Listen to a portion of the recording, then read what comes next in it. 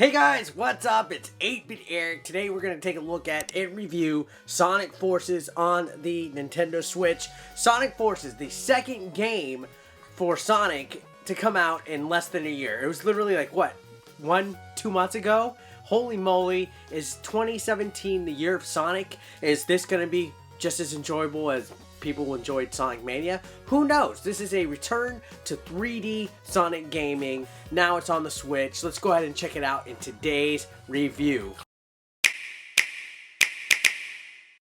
Alright, so the story of Sonic Forces is just like... Oh my gosh, why are you making so much... Come here. Come here. My dog is making so much noise while I'm trying to record this.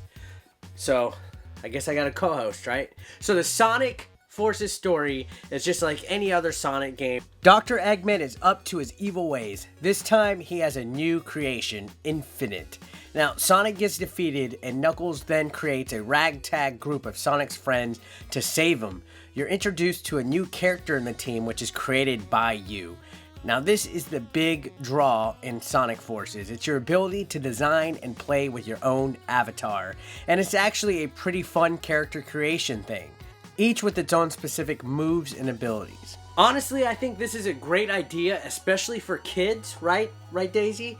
Kids go nuts when they see their created characters on screen. I know if 1992 Eric was playing a game and his Sonic character is sitting next to the blue blur himself, I would have shat myself. Kind of like how Daisy shits in the backyard. You can choose from an animal type, each with its own specific moves and abilities. You got hedgehogs, cats, dogs, bears, and rabbits. Bird characters could double jump, and I believe like one of them actually holds an extra ring, stuff like that. Each different animal has different abilities. It's worth trying them all out. When you complete the game the first go around, you can create additional avatars, so you can make a whole bunch of Sonic DeviantArt OC characters. Now, you can actually put clothes on them, accessories, and all sorts of other things that are unlocked while playing these levels. So it's a lot of stuff that you can add on top of your character. There's even additional weapons. Now, Sonic Forces has a unique blend of all the Sonic gameplay mechanics you could think of. Forces feels like a hybrid of several past Sonic games, like Sonic Adventure, Sonic Colors, Sonic Generations, and some of the 2D Sonics, all in one Sonic stew. Beefy. You okay? Now she's shy. Look. Put her on camera, she's shy. You actually have two different Sonics in this game, and they each handle differently with different jumping styles, different abilities. For example, classic Sonic can't do the homing attack that modern Sonic can do. And this surprisingly did not disrupt the flow of the gameplay in the game. In fact, I actually enjoyed the variety of mechanics that were present in this game. It was like a Sonic smorgasbord. The levels in Sonic Forces are divided into three potential types. You got the Avatar stage, which stars your custom created character, modern Sonic stages that emulate the later 3D Sonic games like Generations or Unleashed, and classic Sonic stages that feature the 2D perspective of the original Genesis-style games. Now, the Avatar stages focus on platforming and combat with special weapons that are called Wispons. Some of these have abilities like being able to throw asteroids or lightning whip and even a flamethrower. You also use a grappling hook style mechanic throughout these stages. Now, it is probably the most unique level type in the game and also the most challenging. They're actually a little difficult to control at times. It's really easy to get lost, fall off platforms, and you don't have the benefit of the double jump that modern Sonic has. And I found a lot of the control problems I had with Sonic Forces were from these levels. Now, that's not to say they weren't fun. Sometimes you're just running through the enemies while using your weapon. I particularly enjoyed the real good action-packed part of the game, and it felt like you were actually able to control your character for the most part in these stages compared to like modern Sonic. Modern Sonic stages, as I mentioned, emulate the 3D Sonic games with on-rails type of gameplay.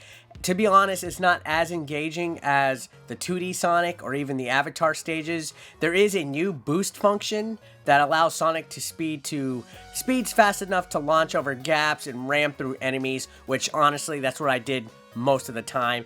But again, it feels too on rails. It's really hard to control Sonic at certain parts of the game, and it feels really clunky. You could actually just get by boosting and using the home and attack. I think overall it's really neat and a great idea to add something such as being able to use created characters in a Sonic game. The 2D levels, as I mentioned, feature that classic Sonic gameplay. He's without the abilities of being able to boost and homing attack, so you gotta rely on the classic spin dash and other classic Sonic abilities.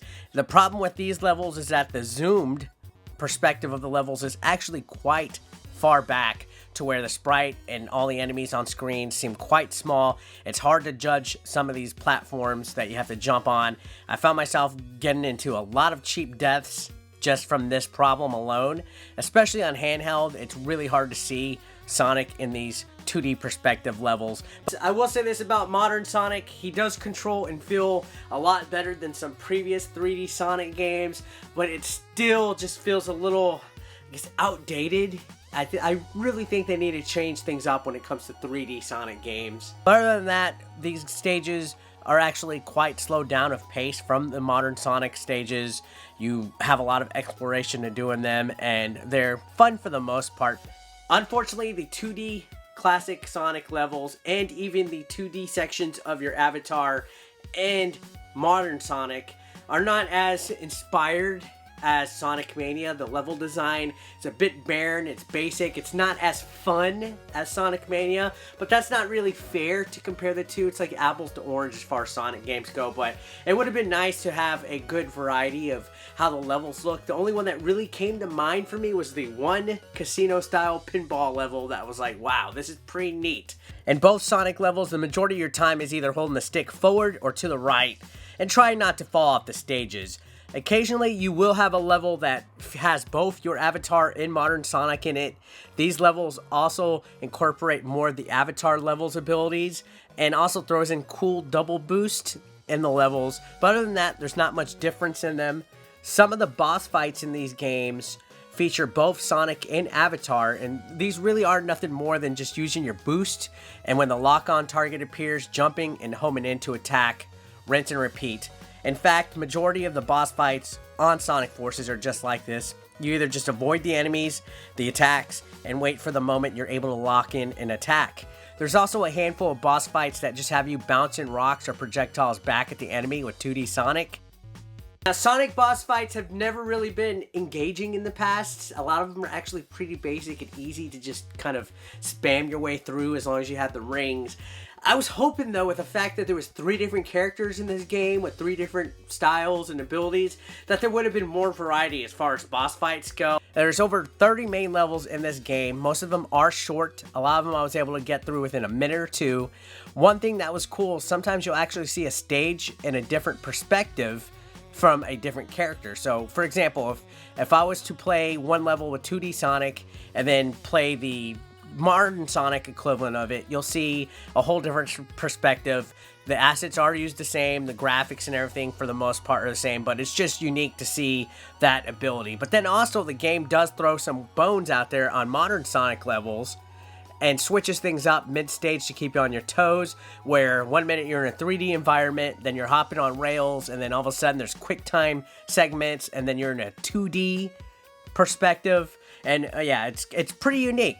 Now back to the quick time events. These are in a handful of stages and kind of take away from the feel that you're in control of Sonic. It really makes the experience feel a little bit automated.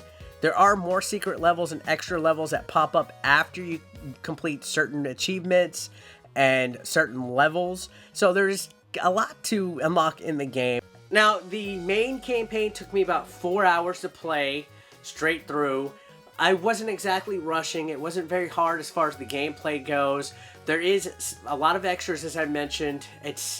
Unfortunately, 4 hours does sound like it's really short, but it's not. Now, I think this was the perfect length for what Sonic Forces could have did. It's just right. You get in, you enjoy your levels, you play through the game, and you get out right before it starts to become too tedious of a game to play.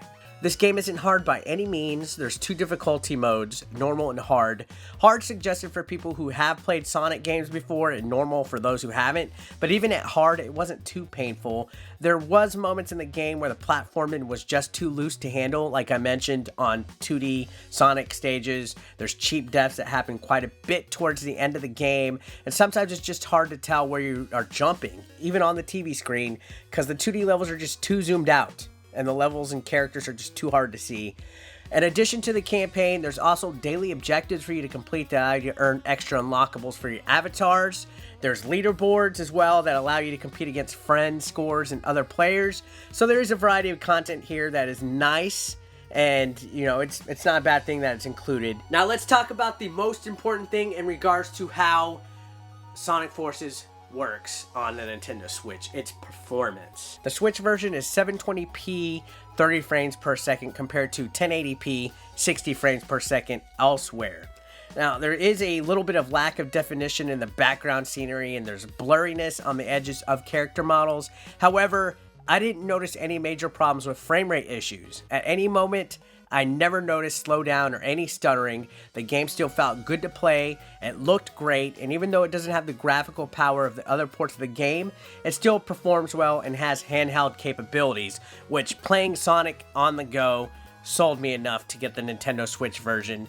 I really feel portable is a benefit that Nintendo has over other ports of other games that might be on different consoles, and Sonic Forces was such a joy to play, with the exception that some of the sprites and levels were just too hard to see on the tablet screen. But other than that, no problems whatsoever playing in handheld mode.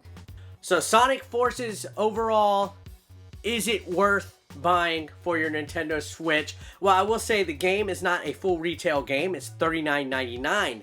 So I guess it's kind of a step above being a budget title. It's by no means as ambitious of a Mario Odyssey or even a Breath of the Wild. It did get quite a bit of hype. One of my buddies, Sean Long, in his review mentioned that this is kind of a middleware game.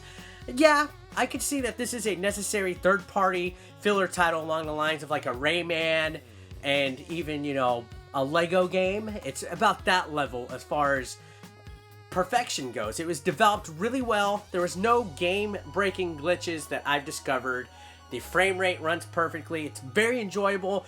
I actually liked it a lot more than I did. I had a lot of concern after playing the demo, but overall Sonic Forces actually was quite enjoyable. Sure, there was a lot of times where I was like, man, this ain't really anything new, but in my opinion, I enjoyed it a lot more than the last slew of Sonic games to come out, with the exception of like Sonic Adventure 1 and 2 and Sonic Generations and Colors. But I liked it a lot more than Unleashed. I liked it a hell of a lot more than Sonic 06, and I think it actually did the job of what it was intended to. This redeemed the Sonic 3D series after the mess of Sonic Boom. I totally think that is worth checking out, especially because it's not a $60 game. $39.99 is not going to break the bank, and there's obviously DLC support. There's an add-on for Shadow the Hedgehog, and a slew of other things that make this game actually a kind of joy to play. It's not bad by any means at all. This is actually one of the better Nintendo Switch games out there, and I highly recommend it. And guys, that's it for today's review. If you're new to the channel, don't forget to leave a subscription, a like, and comment below, and I will see you next video.